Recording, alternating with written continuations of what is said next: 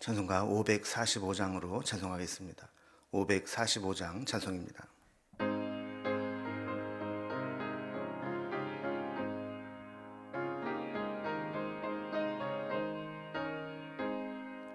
이 눈에 아무 증거 아니 배여도 믿음만을 가지고 선을 걸으며 이 귀에 아무 소리 아니 들려도 하나님의 약속 위에 서리라. 걸어가세 믿음 위에 서서 나가세 의심 버리고 걸어가세 믿음 위에 서서 눈과 귀에 아무 증거 없어도 이 눈이 보기에는 어떠하든지 이미 얻은 증거대로 늘 믿으며 이 맘에 의심 없이 살아갈 때에 우리 소원 주 안에서 이루리.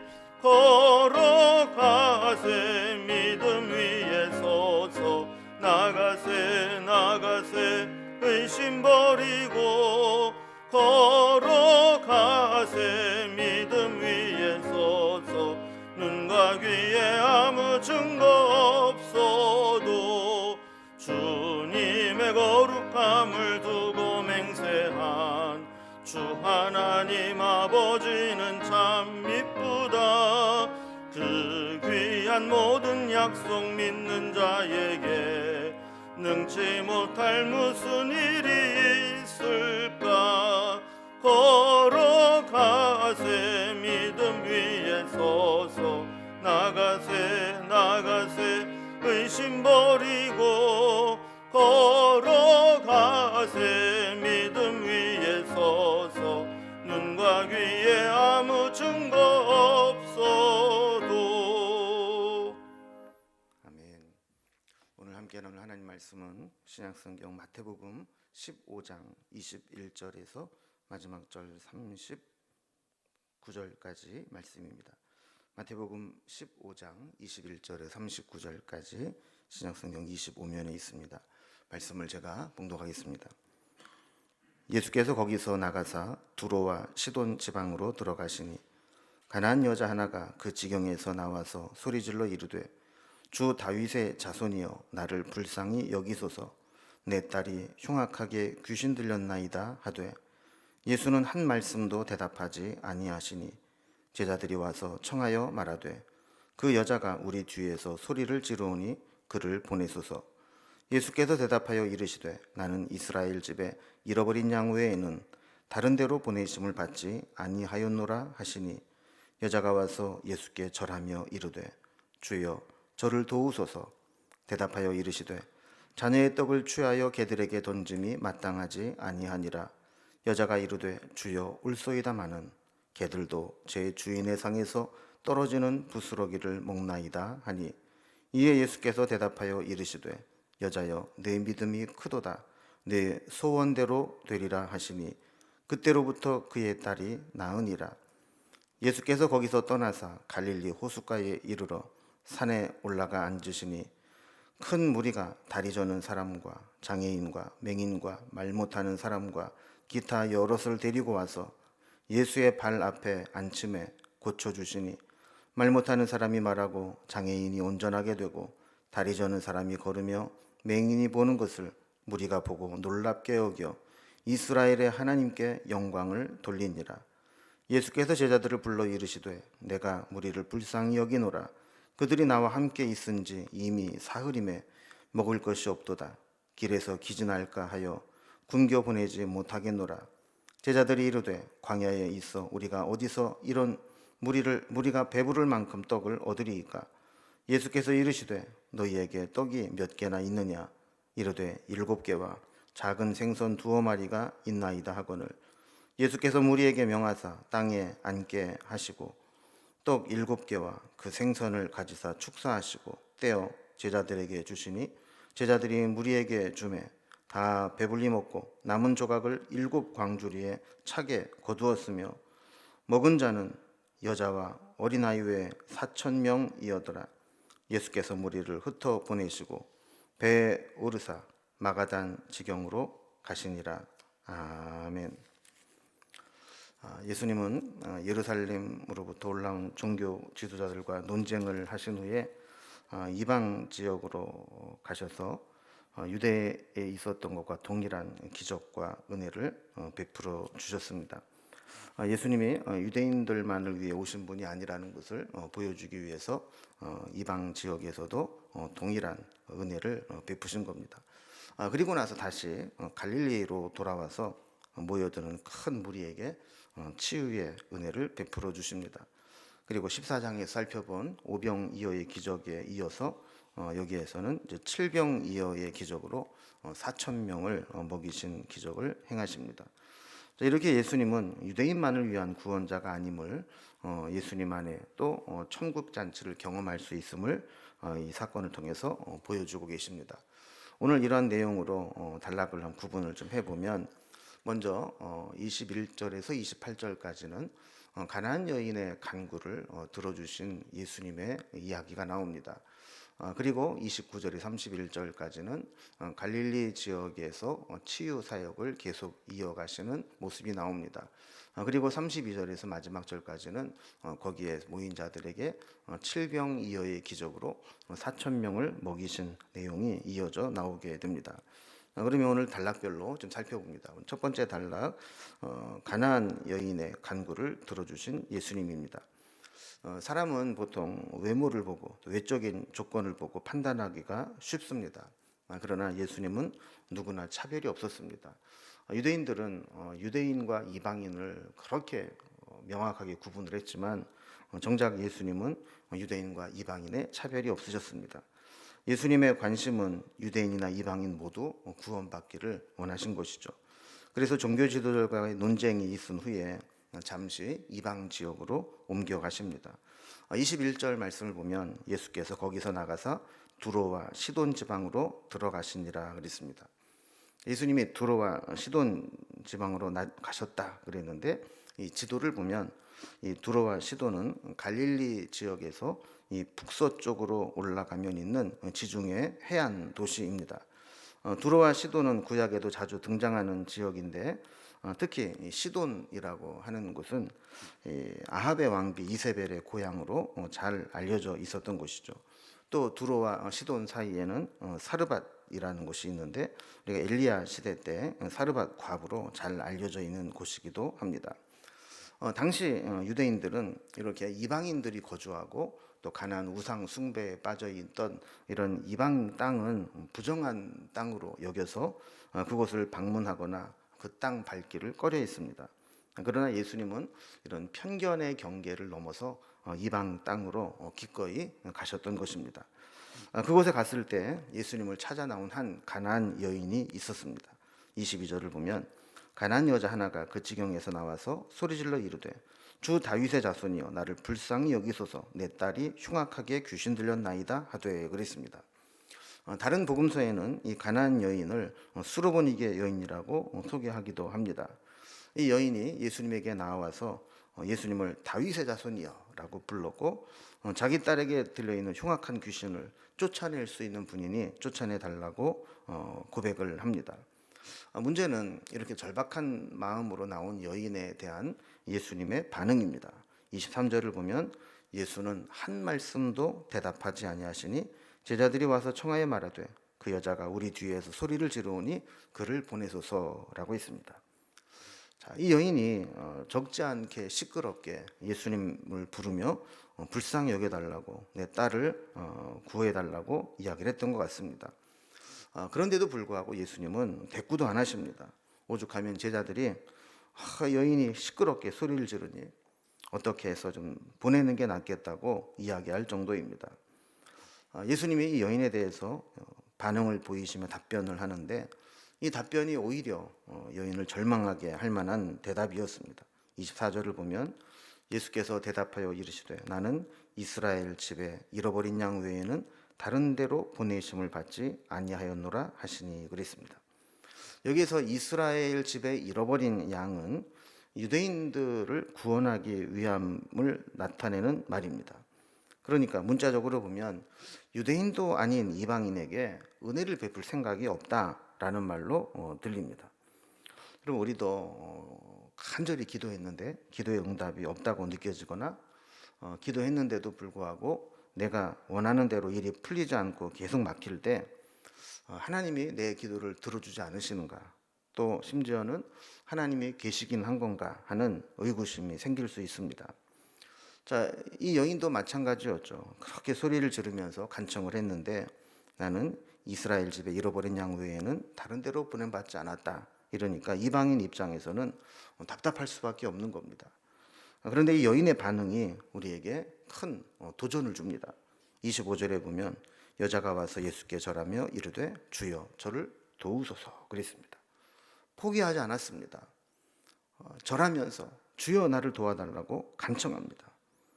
26절에 보면 예수님은 더 심한 말을 하십니다. 예수께서 자녀의 떡을 취하여 개들에게 던짐이 마땅하지 아니하니라 라는 것입니다. 그러니까 단순한 무관심, 무시를 넘어서 이제는 모욕적인 말씀까지 하는 겁니다. 자신을 개 취급하면서 이 개에게 줄 은혜는 없다라고 단정한 것이죠. 사실 이 정도면 포기할 만합니다. 그러나 이 여인은 포기할 줄을 모릅니다. 27절을 보면 주여 옳소이다마는 하면서 주님 말씀이 옳다고 인정을 합니다. 그러면서도 이야기하는 것은 개들도 제 주인의 상에서 떨어지는 부스러기를 얻어먹을 때가 있는데 그 부스러기의 은혜라도 달라고 간청하는 겁니다. 보통 사람들은 뭔가 자기가 아쉽고 도움을 받아야 될 때는 가서 막 예의도 갖추고 굽신거리기도 하고 낮은 자세로 다가가지만 막상 거절을 당하거나 또 모욕적인 태도를 당하게 되면 갑자기 자세가 급변합니다. 막 나가는 식으로 반발하며 저항하기도 합니다. 그러나 여인은 끝까지 겸손하게 개 취급을 하셔도 좋으니 개들이 먹는 부스러기 은혜라도 내게 달라고 간구하는 겁니다. 결국 이 믿음에 예수님이 감동하고 마음이 바뀌어서 응답하시게 됩니다. 28절을 보면 여자여 내 믿음이 크도다 내 소원대로 되리라 말씀을 했고 그때로부터 그의 딸이 나았다 그랬습니다. 이 사실을 보면 믿음은 운명을 초월합니다. 때로 우리 믿음을 시험하기 위해서 거절하실 때가 있지만 믿음으로 거절을 극복하게 될 때 하나님께서는 그 믿음을 보시고 응답하시게 되는 겁니다. 오늘 이 사건을 통해서 우리가 하나님께 간구해야 될 기도 제목이 무엇인지, 그리고 이 기도 제목을 위해서 얼마나 간절하게 기도했는지, 그리고 때로 기도하면서 내 앞에 장애물이 있을 때 얼마나 포기하지 않고 믿음으로 이겨냈는지, 이런 것들을 돌아보면 좋겠습니다. 그래서 우리의 믿음이 주님께서 믿음이 크다 이렇게 인정할 만한 그런 믿음을 가지고 있는지 우리의 믿음을 점검해 보면 좋겠습니다. 주님은 출신을 보지 않으십니다. 믿음을 보십니다. 마치 주님께서 이 가나안 땅에 오신 것이 이 여인을 만나 이 여인의 딸을 귀신을 쫓아내 주시기를 원했던 것처럼 주님은 오셔서 이 여인의 기도를 들으시고 다시 갈릴리로 돌아가시게 됩니다. 두 번째 단락을 보면 이 사건 후에 갈릴리 지역으로 다시 돌아와 치유 사역을 이어가시는 예수님의 모습이 나오게 됩니다. 아까 살펴본 것처럼 두로와 시돈 지역을 다녀오신 예수님은 다시 갈릴리 지역으로 돌아오십니다. 29절에 보면 갈릴리 호숫가 한 산으로 올라가셔서 앉으셨다 그랬습니다. 30절에 보면 큰 무리가 다리 저는 사람과 장애인과 맹인과 말 못하는 사람과 기타 여러 사람을 데리고 와서 예수의 발 앞에 앉혔다 그럽니다. 그러니까 이런 문제가 있고 고침 받아야 될 사람들을 데리고 와서 예수님 발 앞에 앉혀놓고 예수님이 고쳐주시기를 바라고 나온 겁니다. 예수님은 그들을 다 고쳐주셨다 그랬습니다. 31절에 보면 그들이 다 온전케 된 것을 보고 하나님께 영광을 돌렸다 그럽니다. 여기 특히 이스라엘의 하나님께 영광을 돌렸다라고 했는데 이 말은 이스라엘 지역이 아닌 갈릴리 호숫가였음을 알리는 것으로 볼 수 있습니다. 우리가 이제 갈릴리 호숫가가 이렇게 있으면 어떤 지역은 이스라엘 지역에 있고 특별히 이 동쪽은 이방 지역에 있는데, 이 갈릴리 지역에 이스라엘의 하나님께 영광을 돌렸다라고 특별히 강조한 것을 보면 아마 동쪽 어디쯤 이방인에게 복음을 전하고 또 치유하신 것이 아닌가, 이렇게 볼 수 있는 것이죠. 그러니까 아직까지 이방 땅을 계속 다니고 계신 것입니다. 이렇게 많은 병자를 고치다 보니까 시간이 금방 가고 사흘 동안이나 그렇게 계속 치유의 사역이 이루어지고 있는 것을 보게 됩니다. 그래서 이 사건이 이제 칠병이어의 사건으로 이어지게 되죠. 세 번째 단락으로 이어집니다. 세 번째 단락은 칠병이어의 사건으로 4천 명을 먹이신 사건이 기록되어 있습니다. 자, 오병이어의 기적과 이 칠병이어의 기적의 공통점은 뭐냐면 그 바로 앞에 이렇게 병자들이 많이 몰려왔다는 거예요. 그래서 일일이 그들의 병을 고쳐주시면서 시간이 이렇게 흘러가게 되면서 사람들이 끼니를 때울 시간이 됐는데 먹을 것이 없었다라는 문제가 생겼다는 것이죠. 칠병이어도 마찬가지입니다. 병자들을 고치느라고 사흘 동안 시간이 지나갔는데 아마 예수님을 찾아 나온 사람들이 처음에는 뭐 한두 끼 정도야 먹을 거를 도시락을 싸가지고 왔겠지만 시간이 많이 지나면서 배고픔을 느끼게 된 겁니다. 32절 말씀을 보면 예수님은 모인 무리들을 불쌍히 여긴다 이렇게 말씀하면서 지금 상황이 어떤 상황인가, 그들이 예수님께 나온 지 이미 사흘이나 지났고 먹을 것이 없이 굶주린 채 있었다라는 것이죠. 그래서 그들이 돌아가게 된다면 결국에는 굶주린 채로 돌아가게 돼서 기진하게 될까봐 그냥 못 들려보내겠다라는 겁니다. 자, 이 말씀을 하셨을 때 33절을 보면 제자들이 이르되 광야에 있어 우리가 어디서 이런 무리가 배부를 만큼 떡을 얻으리이까 그랬습니다. 여전히 제자들에게는 기적을 믿는 것이 쉬운 일이 아니었습니다. 바로 얼마 전까지만 하더라도 오병이어의 기적을 통해서 예수님께서 먹이시는 것을 체험한 제자들이었고, 또 예수님이 나눠주시는 것들을 무리들에게 전달한 그런 통로의 축복과 기적의 통로가 되었지만, 여전히 상황을 만날 때마다 제자들은 온전한 믿음으로 나서지 못했습니다. 그래서 우리가 지금 광야에 있는데 어디에서 저들을 다 배불리 먹일 만한 떡을 얻을 수 있겠습니까? 라고 되묻는 것이죠.